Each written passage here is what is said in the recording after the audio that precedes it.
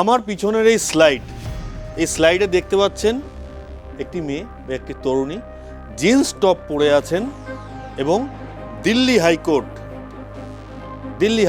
তাহলে এখানে নিশ্চয়ই আপনারা বুঝতে পারছেন এই জিন্স টপ পরা নিয়ে তরুণীদের, কিশোরীদের, মহিলাদের জামা কাপড় পরিধান কি পরবে সেই নিয়েই দিল্লি হাইকোর্টে একটি মামলা উঠেছিল। সেই মামলাটা নিয়েই আজকের আমাদের এই ভিডিও।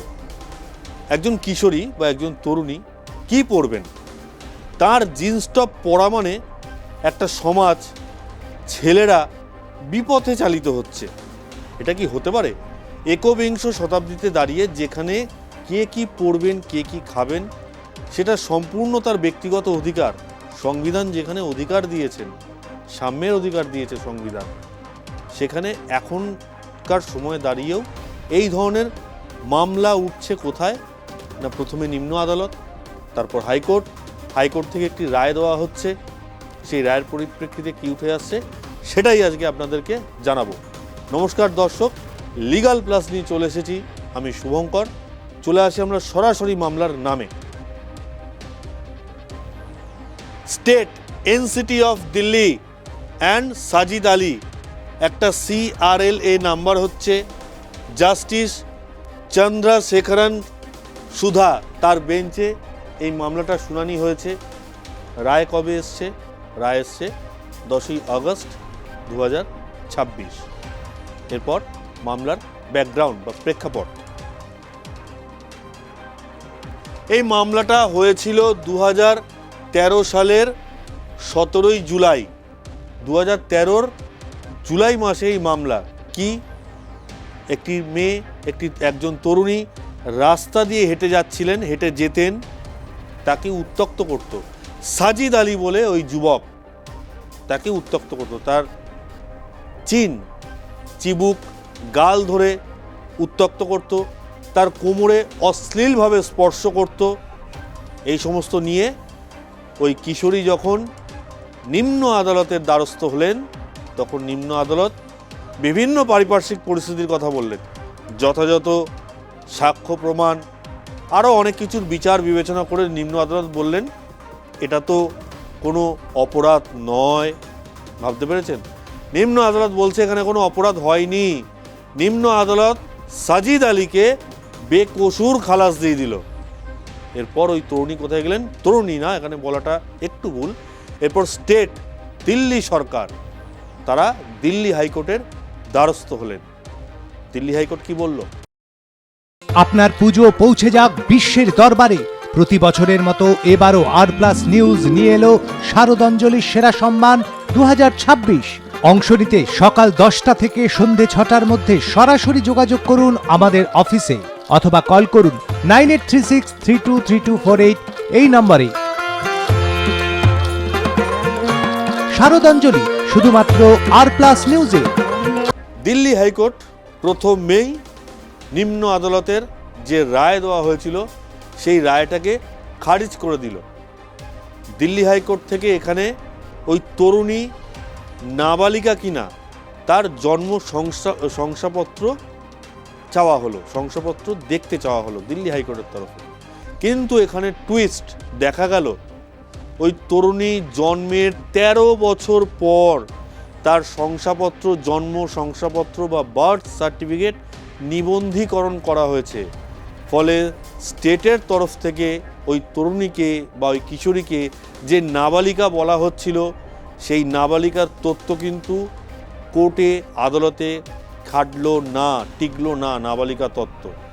কিন্তু এখানে কোর্ট বলছে একজন মেয়ে, একজন কিশোরী, একজন তরুণী কি পরবে সেটা সম্পূর্ণ তার ব্যক্তিগত বিষয়। তিনি জিন্স টপ পড়েছে তার মানে এই নয় যে ছেলেরা বিপথে চলে যাচ্ছেন। এখানে সাজিদ আলীর তরফ থেকে যেটা বলা হয়েছিল যে ওই তরুণী জিন্স টপ পরে একটি সংখ্যালঘু এলাকা দিয়ে যেত, যার ফলে ছেলেদের বিপথে যাওয়ার রাস্তা তৈরি হচ্ছিল। দিল্লি হাইকোর্ট তাকে পুরোপুরি তিরস্কার করে, তার আইনজীবী যে কথা বলেন তাকে পুরোপুরি তিরস্কার করে, কার্যত ভৎসনা করে। বলা হয় এটা হতে পারে না।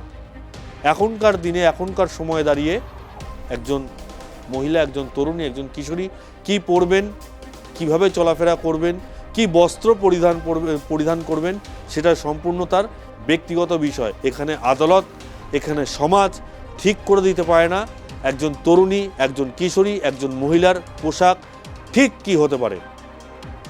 আরও এখানে বলা হচ্ছে যে ওই সাজিদ আলী বলে ওই ব্যক্তি, তিনি তরুণীকে যৌন মন্তব্য করতেন, যৌন উস্কানিমূলক মন্তব্য করতেন, তার চিবুকে হাত দেওয়ার চেষ্টা করতেন, এমনকি তার কোমর সেখানে স্পর্শ করার চেষ্টা করতেন সাজিদ আলী।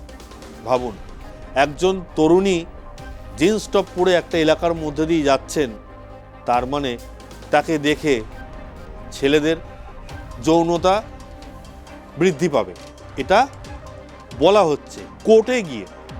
ভাবতে পারছেন আজকের দিনে দাঁড়িয়ে এই বক্তব্য কতটা অন্যায্য? আজকের দিনে কেন, যে কোনো সময়ে দাঁড়িয়ে এই বক্তব্য কি ঠিক? আজকের সমাজের দৃষ্টিভঙ্গি যে হারে পাল্টেছে, যে কোনো সময়, আজকের দিনের বলে নয়, যে কোনো সময় মহিলাদেরকে এইভাবে যৌন উক্তি, তার শরীর স্পর্শ করতে হবে একজন পুরুষ মানুষকে, যেহেতু সে জিন্স টপ পরে যাচ্ছে বলে। হাইকোর্ট ওই মামলাকারীর, যিনি সাজিদ আলী ছিলেন, তার আইনজীবীর বক্তব্যকে ঘৃণা ভরে প্রত্যাখ্যান করে। এরপর হাইকোর্ট কি রায় দিল? The High Court found the complainant's account consistent of the material aspects, particularly regarding the unwanted touching of her cheeks despite her objection. এখানে বলা হচ্ছে ওই তরুণীর সম্মতি ছাড়া তার চিবুক, তার গালে স্পর্শ করা অন্যায় হয়েছে।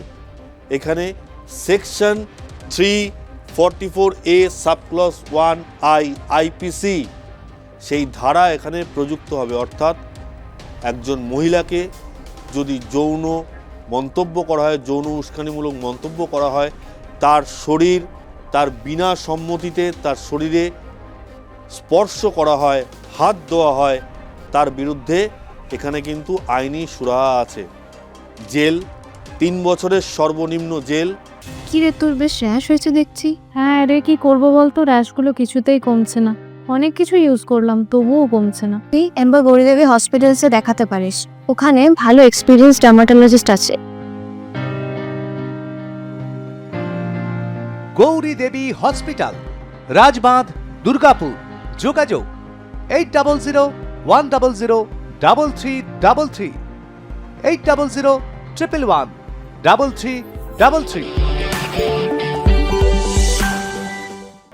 আইনি জরিমানা বা জেল জরিমানা দুটোই হতে পারে। এখানে সাজিদ আলীর যে ব্যবহার ওই তরুণীর প্রতি, সেটা কিন্তু 354A সাবক্লজ I সেই ধারার মধ্যে পড়ে যাচ্ছে। তাহলে দর্শক, এখনও আমরা মাঝে মধ্যে শুনতে পাই, আমাদের কাছে খবর আসে, নীতি পুলিশ। নীতি পুলিশটা কি?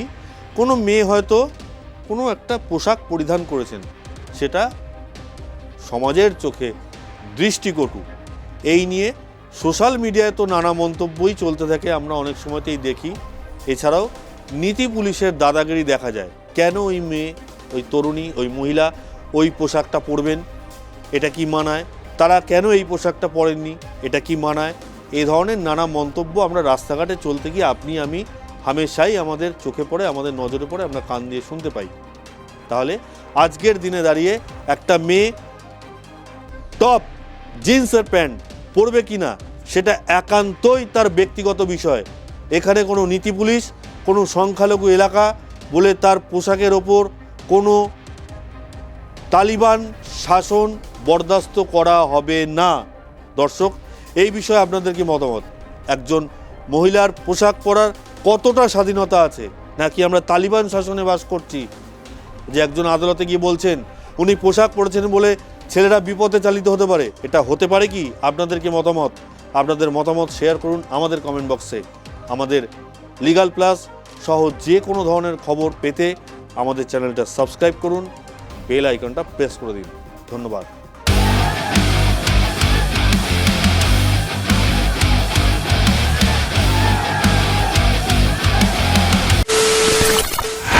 খবরের নামে প্রতিদিন সন্ধে আপনার ড্রয়িং রুমে কি শুধুই চিৎকার চেঁচামেচি খেয়ে আসে? বিতর্কের নামে চলে গালাগালি আর কাদা ছোড়াছুড়ি। এবার সময় পরিবর্তনের, কারণ আমরা কান ফাটানো চিৎকারে বিশ্বাস করি না। আমরা বিশ্বাস করি খবরের সত্যতায়। আমরা কোনো পক্ষের হয়ে গলা ফাটাই না, আমরা সাধারণ মানুষের হয়ে প্রশ্ন তুলি। চিৎকার নয়, শুধু খবর হবে যেখানে বিতর্ক আছে কিন্তু কুৎসিত ঝগড়া নেই। সঠিক তথ্য, বিশ্বস্ত খবর। নজর রাখুন আর প্লাস নিউজে।